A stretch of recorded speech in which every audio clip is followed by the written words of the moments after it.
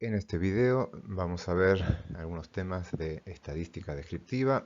En particular vamos a ver cómo generar tablas y gráficos para empezar a organizar la información que tiene en un grupo de datos.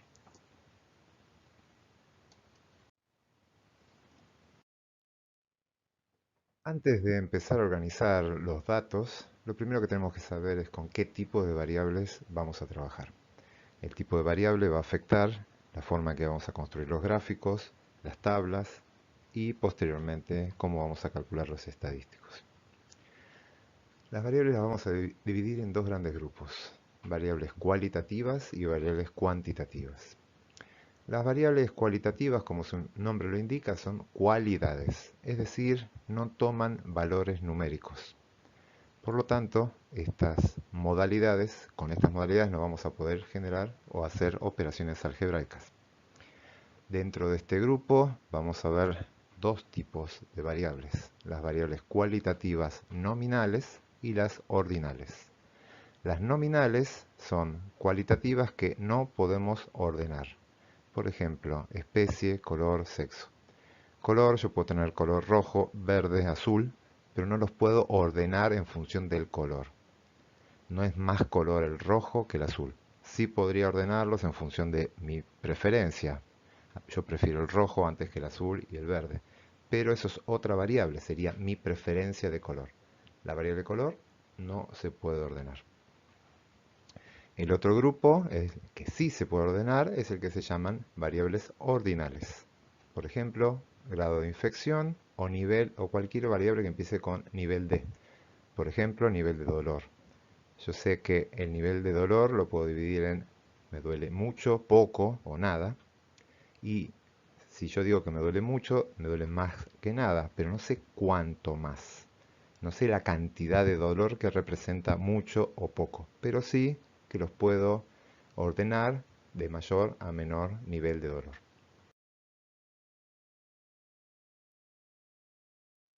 El otro grupo es el de las variables cuantitativas. Como su nombre lo indica, son cantidades. En este caso, sus valores sí son numéricos y tiene sentido hacer operaciones algebraicas con ellos. Dentro de estas variables vamos a encontrar a su vez dos grupos, el de las variables cuantitativas discretas. Estas toman valores en general enteros, por ejemplo, cantidad de frutos por planta.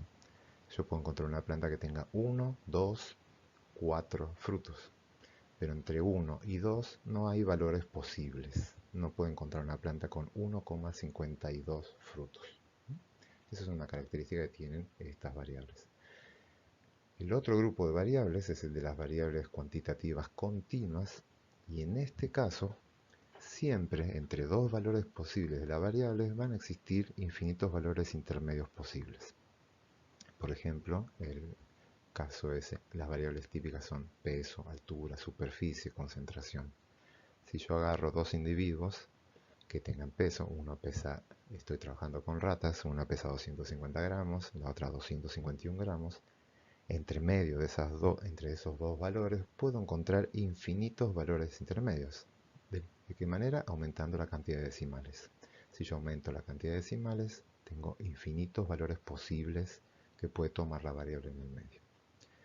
Esto lleva a que estas variables presentan una característica, en que no voy a encontrar nunca dos unidades experimentales que tomen el mismo valor de la variable. Si yo les consulto a ustedes la altura, vamos a encontrar que más de un individuo me va a decir que mide 1,70 m. Y yo estoy diciendo que la variable es continua y varios individuos pueden tener el mismo valor. Sin embargo, ese valor de altura que me dan es una aproximación. Si tengo las herramientas adecuadas, yo podría medir la altura en forma exacta con infinitos decimales. Y ahí voy a ver que todos esos individuos van a tener alturas diferentes. Los podría separar. No puedo encontrar, con la herramienta adecuada, nunca voy a encontrar dos individuos que tengan exactamente la misma altura. Eso no ocurre con las variables discretas. Con las variables discretas sí voy a encontrar varias unidades experimentales que tomen exactamente el mismo valor. Por ejemplo, con cantidad de frutos por planta, puedo encontrar varias plantas que tengan exactamente 3 frutos.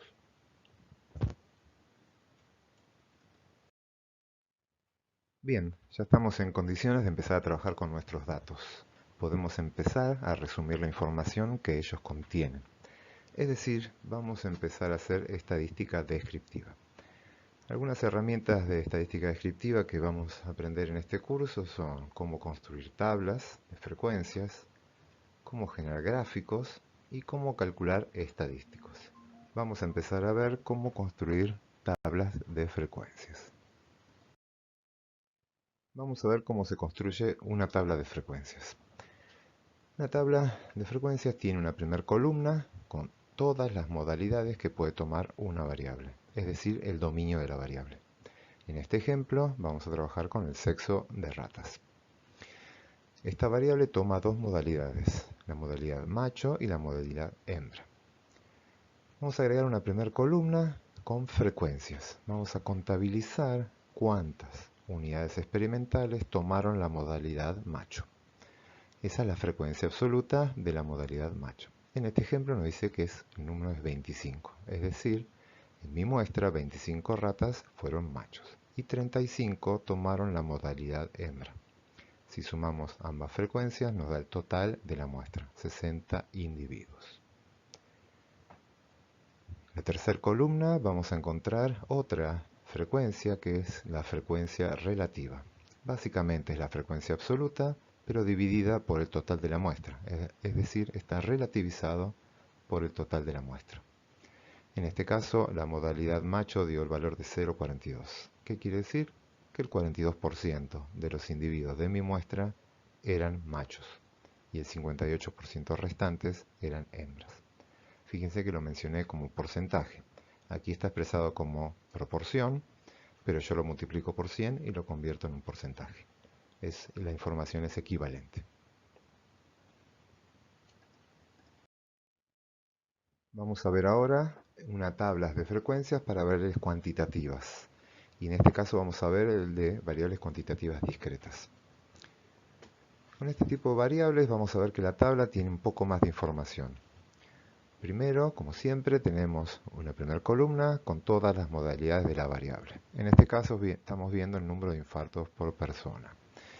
Fíjense que ahora la variable es cuantitativa, discreta y como es una cantidad, las podemos ordenar, así que van a aparecer los valores ordenados. La segunda columna es la misma frecuencia absoluta que vimos antes, es decir, hay 45 individuos que no tuvieron infartos en mi muestra, una muestra de tamaño 60. Después aparece la frecuencia relativa, igual que antes, que nos dice que el 75% de los individuos no tuvieron infartos.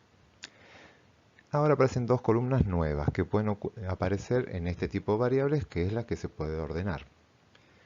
Y estas son las frecuencias acumuladas. Vamos a tener la frecuencia absoluta acumulada y la frecuencia relativa acumulada. Estas frecuencias nos van diciendo cómo se van acumulando los datos a medida que vamos avanzando en el dominio de la variable. Acá nos aparece el valor 45. ¿Cómo se lee este número? Nos dice que con 0 o menos infartos tuve 45 personas. Este valor coincide con el de la frecuencia absoluta porque no hay nadie con menos de 0 infartos. Pero ahora vamos a ver el siguiente valor, 58. Esto nos indica que hubo 58 individuos que tuvieron 1 o menos infartos. ¿Cómo calculamos ese número? Simplemente sumamos la cantidad de 1 infarto más la de 0 infartos. 45 más 13 nos da 58. Y al final tenemos que con 2 o menos infartos tuvimos 60 personas. Como siempre va a pasar que cuando la modalidad de la variable sea máxima, es decir 2 en este caso, voy a tener acumulado el total de la muestra. Entonces este número tiene que coincidir con el total de la muestra.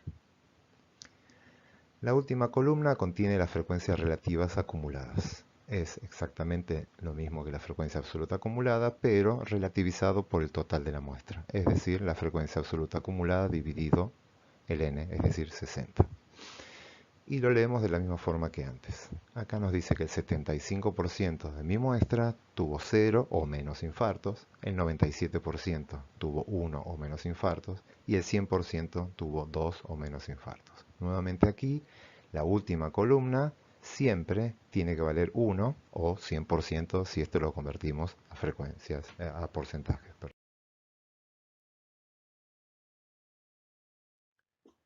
Si quiero construir una tabla de frecuencias y estoy trabajando con una variable cuantitativa continua, me voy a encontrar con un problema. Yo les dije recién que en la primera columna de las tablas tengo que poner todo el dominio de la variable. Y esta variable, al ser cuantitativa continua, va a presentar infinitos valores posibles. Por lo tanto, tendría que hacer una columna con infinitas filas. Eso no es nada práctico y no me ayudaría en nada a ordenar la información.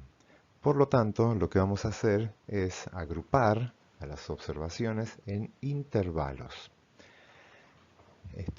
Estos intervalos van a estar definidos por dos límites, un límite superior y un límite inferior.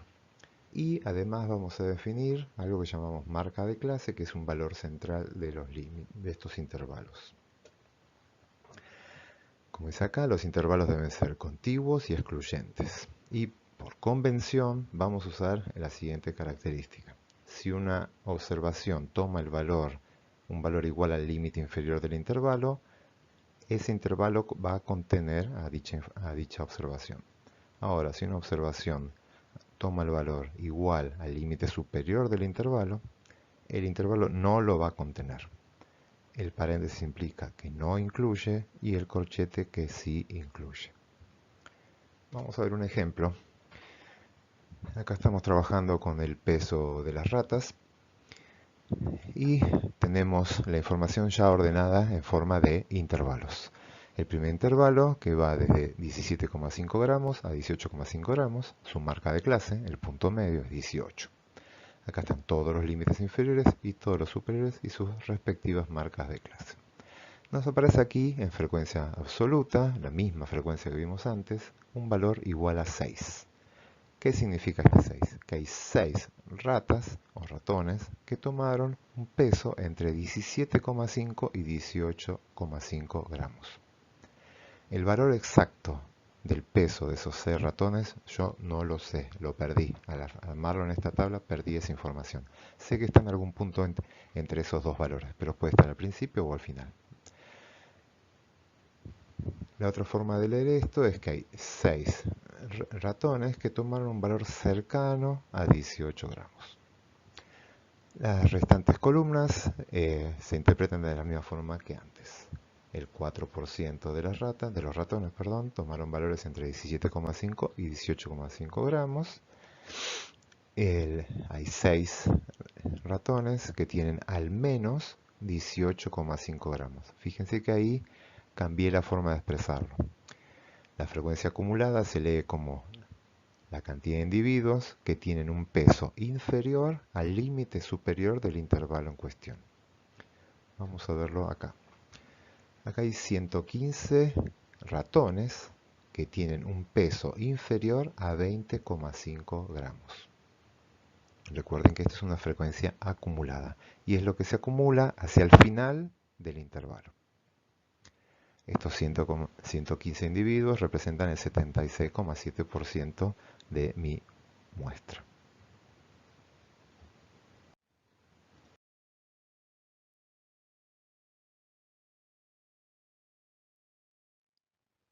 Vamos a empezar a trabajar con gráficos. La idea es que los gráficos tienen que presentar la misma información que ya tienen las tablas.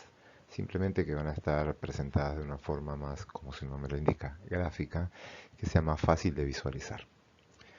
Si estoy trabajando con una variable cualitativa, como es la misma aquí la que usamos en el ejemplo anterior, que es el sexo de las ratas, lo que podemos construir es un diagrama de barras.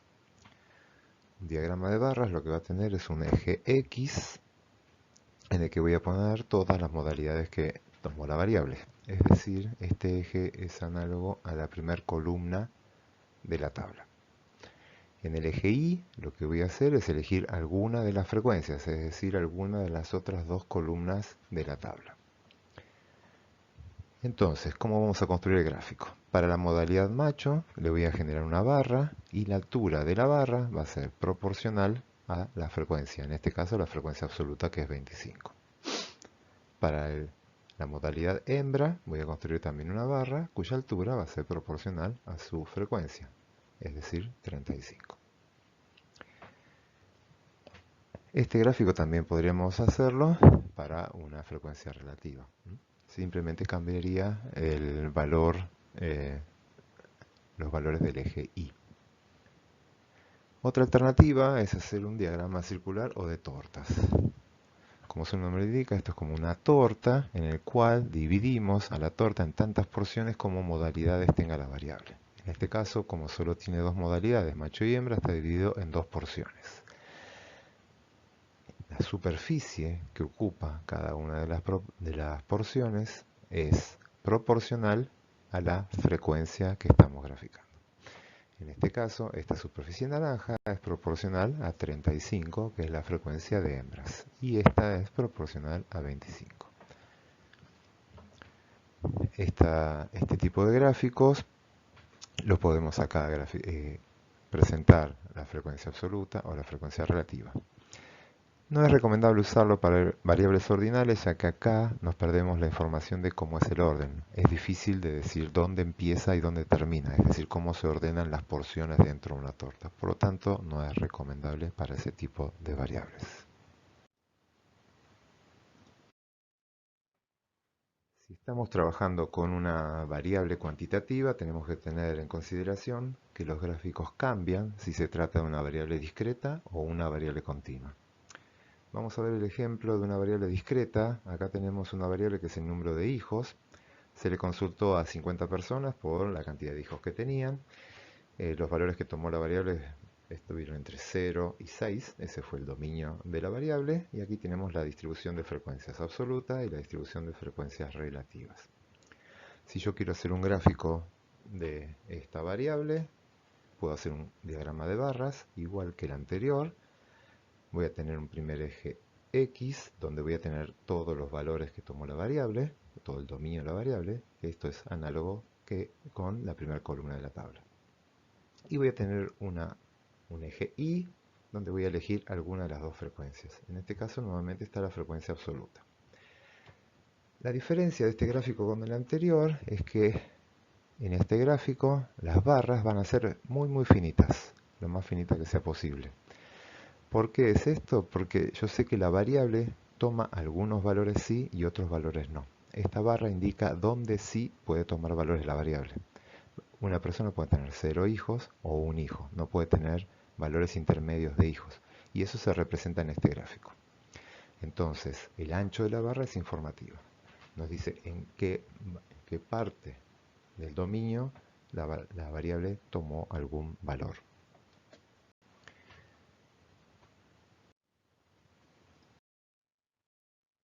En el caso de las variables cuantitativas continuas, recuerden que las tablas están organizadas por intervalos, porque la variable puede tomar infinitas modalidades.